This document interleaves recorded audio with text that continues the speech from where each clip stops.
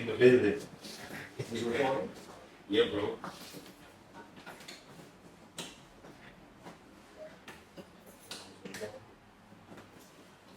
So we're in the building.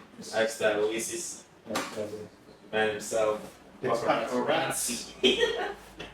What's the slogan again, my friend? What's the slogan? I don't know, man. I need to remind him. Great oratory. Oh, great oratory allows transparency. The truth should be told, not sold. So unlearn and relearn. Progress or death. BCC Ministries, listen to the GOAT! Yeah. So we're in the building.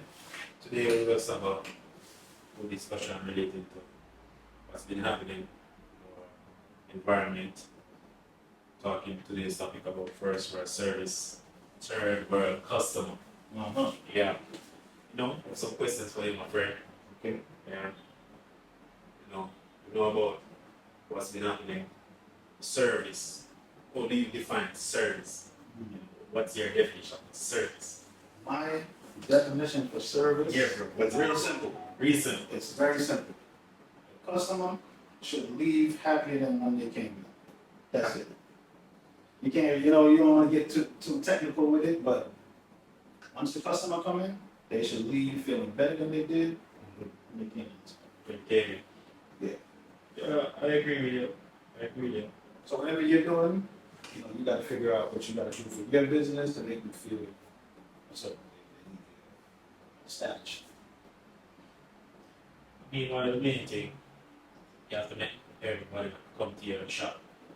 Be very comfortable, as I say, you want them to feel happier and everything. So when they go here, say, yo, we need to check out Lifestyle. Best service they provide. Yes. But sometimes some third world customer. Comment on that. Third world customer. I need to hear this. A third world customer is a term that I came up with going through my transition here.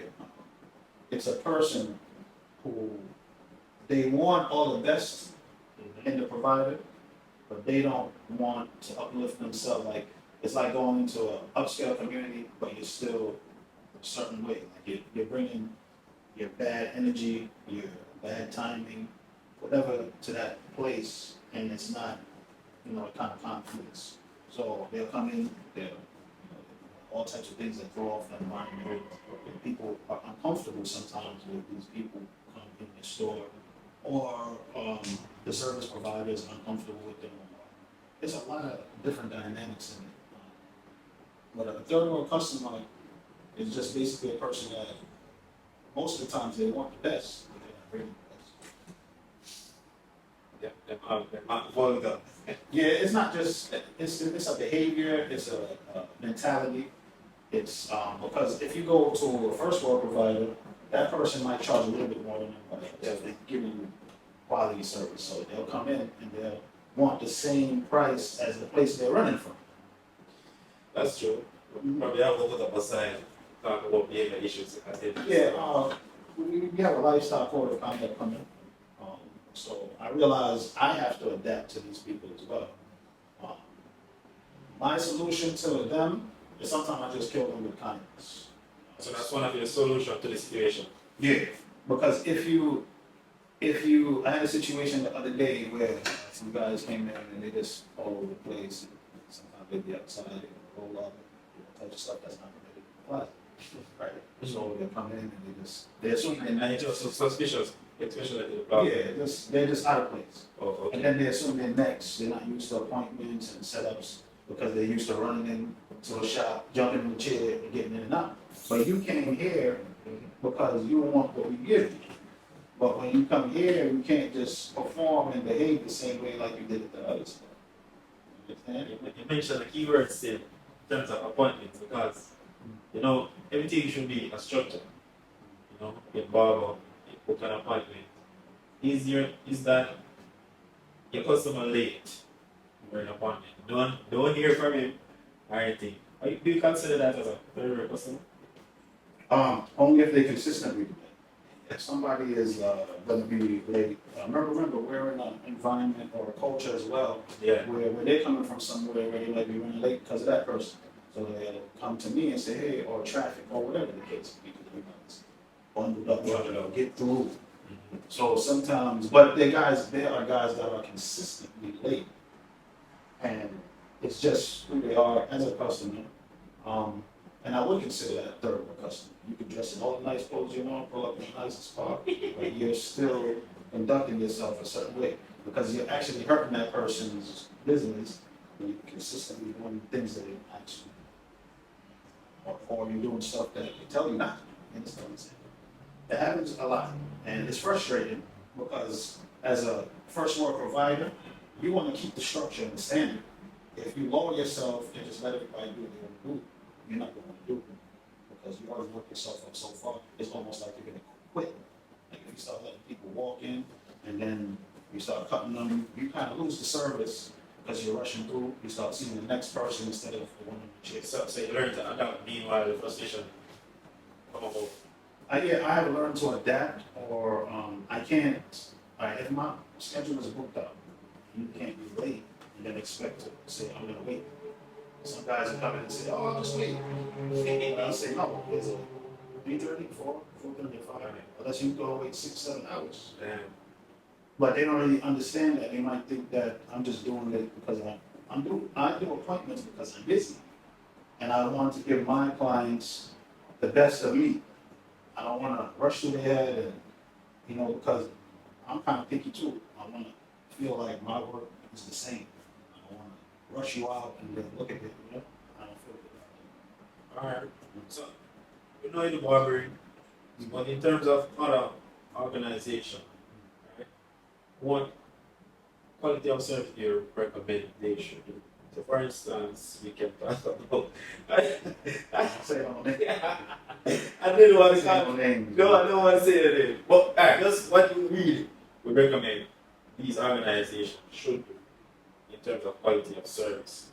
Well, service is really based on your employee and who's running the business. So if you're hiring people that are properly trained and vetted and watched, and because I hear stories all Yeah, we all hear stories. so we've all experienced these things. So if you're running a business and you're the owner and you just pop a business in Jamaica and you're somewhere overseas living your life and nobody's watching the workers, then people don't really, you can't really control that. It's a training that you have to give people. You have to invest in customer service training and also put everybody in the life. And that is, the employees have to fit in with your mindset and Exactly. But how many employees are going to find in a place where you want to hire people and pay them cheap? That's another problem.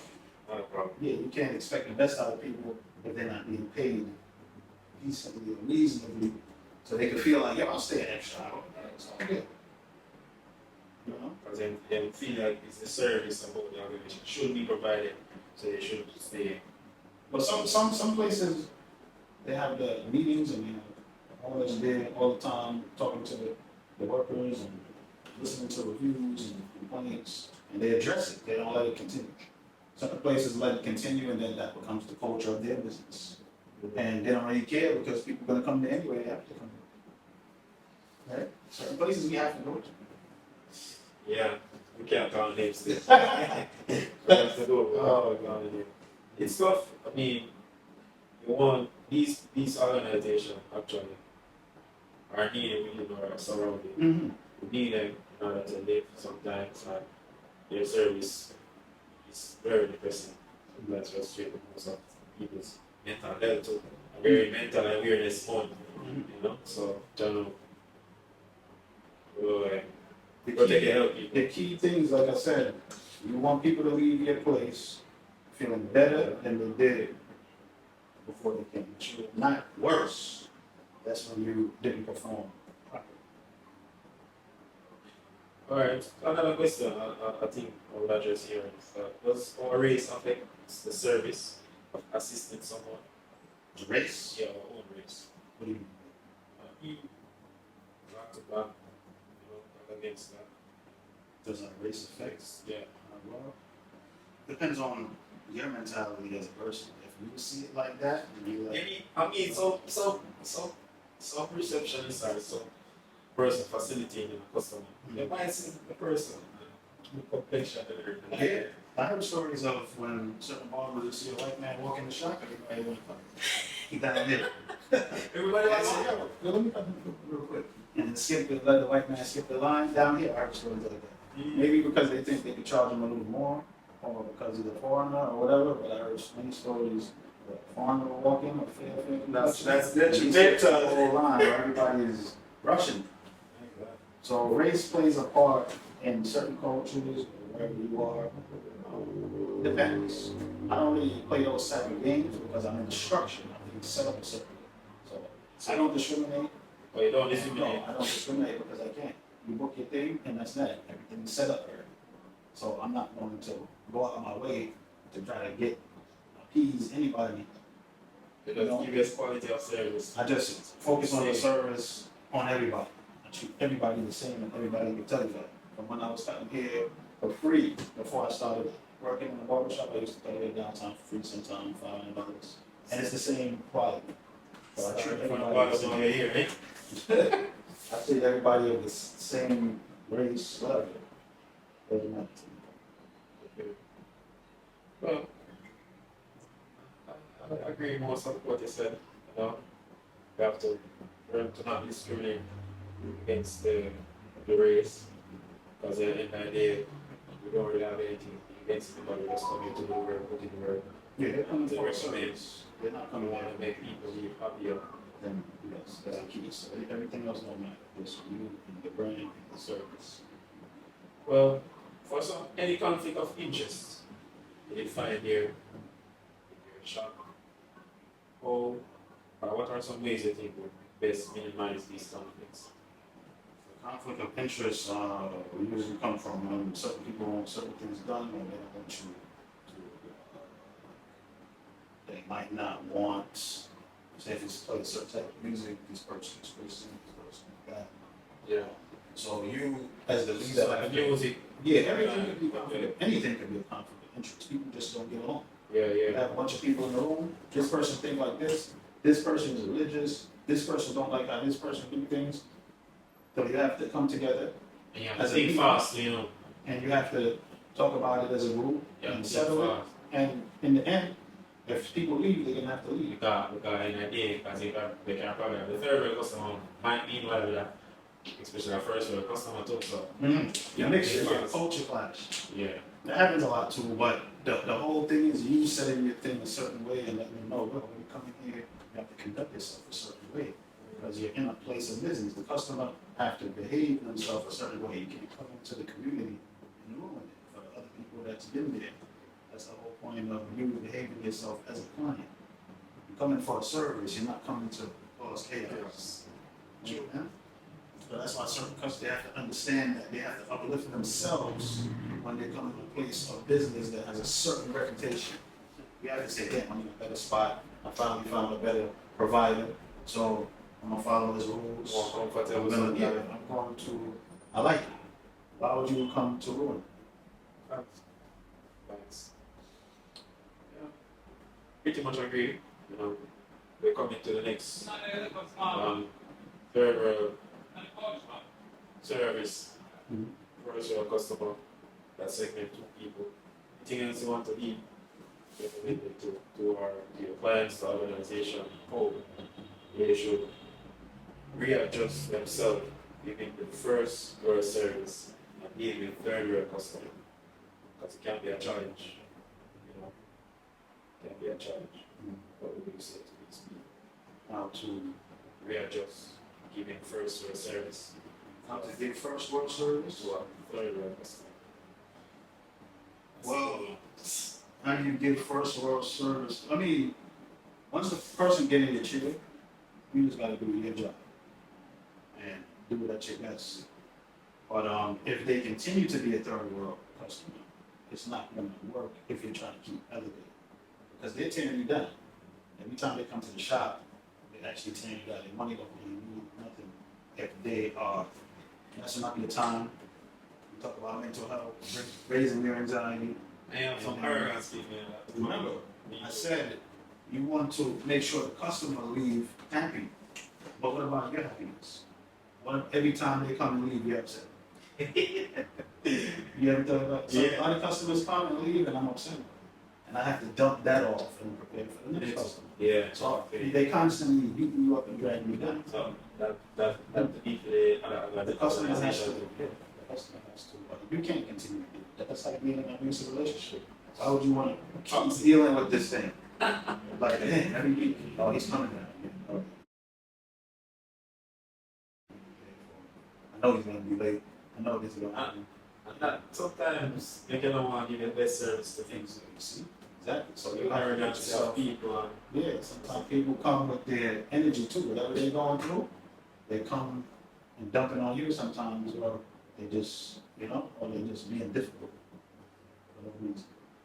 That's how people are. well, we come to the end of these discussions then, and we move on to our next segment. People called, we have to share these thoughts here because you probably want to be an entrepreneur, and you probably want to be a business way.